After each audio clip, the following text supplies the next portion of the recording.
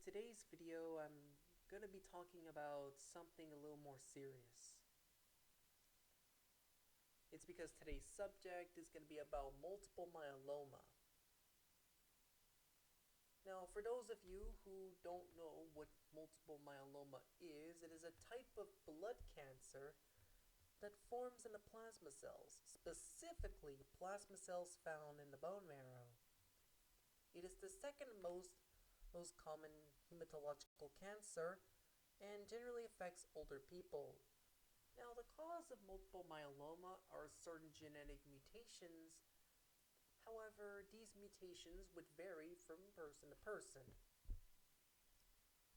Symptoms of multiple myeloma include pain in the bones, nausea, vomiting, pneumonia, loss of appetite, dehydration, kidney problems, high levels of calcium in the blood, renal failure, muscle weakness, and unexplained fevers. Meanwhile, signs of multiple myeloma include excessive thirst, weight loss, easy bruising, constipation, fatigue, unexplained weight loss, and low blood count. People with multiple myeloma also suffered from anemia due to their bodies suffering from iron deficiency. Symptoms of anemia include tiredness and pale skin. However, there are questions surrounding multiple myeloma that I decided to answer. So, question number one is, how long can a person live with multiple myeloma? I did some research and I found out that around 85% of patients with myeloma will survive for about a year or more after diagnosis. However, 55% of patients with myeloma will survive for about 5 years or more after diagnosis, while around 30% with myeloma will survive for about 10 years or more after diagnosis. Question number two.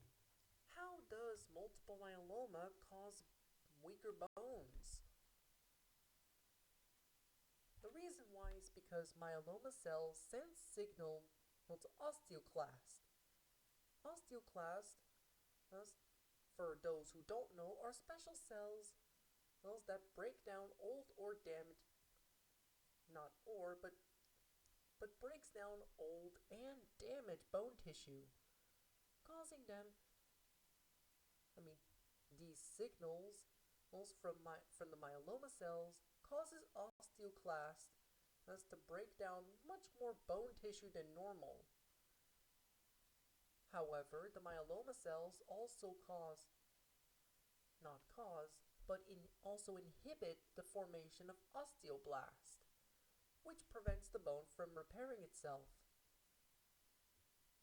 and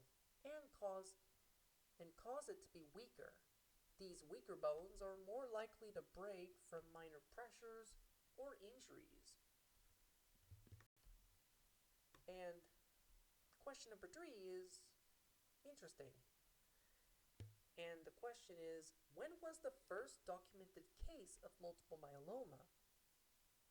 I started thinking about this question and I decided to do some research. And I found out that the first well-documented case of multiple myeloma was way back in 1844, when the second patient named Sarah Newberry. Is that how you pronounce her name? Sarah Newberry? Anyways, she developed fatigue and bone pain from multiple myeloma. The case itself was reported by an English surgeon named Samuel Solly. Did I say it right? Samuel Solly. Question number four. What food should you avoid consuming if you have multiple myeloma? If you have multiple myeloma, you should avoid eating raw meat, or fish, runny eggs, unpasteurized drinks, sushi, unwashed fruits and vegetables, sweetened dairy products like ice cream or pudding, coffee, alcohol, butter, and given that multiple myeloma causes kidney failure, patients need to avoid eating foods with high potassium, such as bananas, avocados, oranges, spinach, peaches, and zucchinis. However, doctors may recommend eating other foods and that you may that you can eat more foods containing iron. Hold on. However, doctors may recommend that you eat more foods containing iron.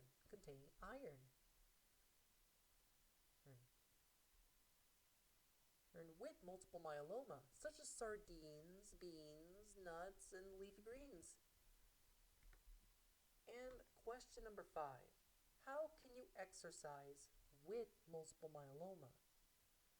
If you have multiple myeloma, but you want to exercise, you could try weight-bearing exercise like walking or climbing stairs or even dancing. And I don't recommend breakdancing. And I don't recommend breakdancing if you have multiple myeloma, but I don't know. Anyways, weight-bearing exercises can help strengthen bones. However, make sure to contact your physician if weight-bearing exercise or weight-bearing activity leads to you experiencing bone pain or a change in your pain symptoms.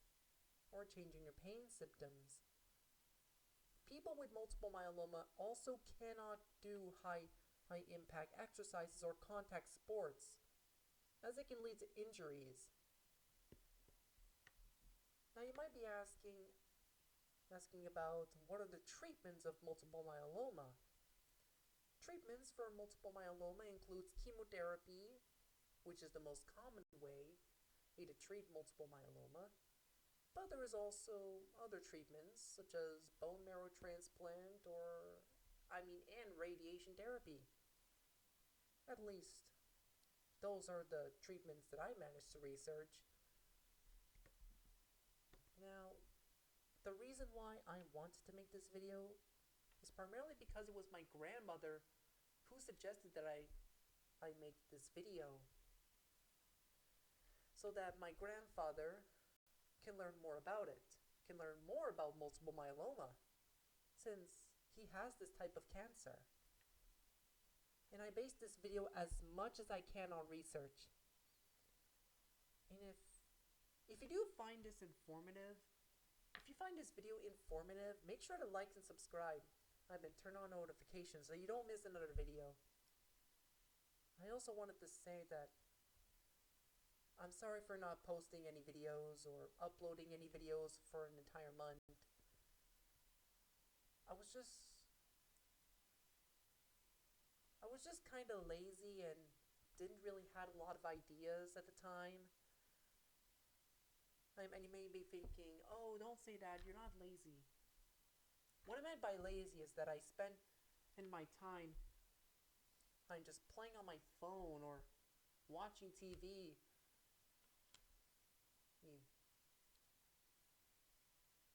So I decided that I promised to myself that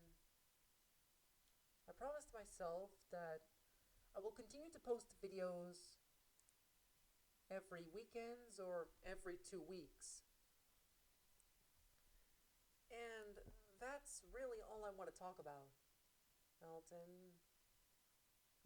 see you on the next video.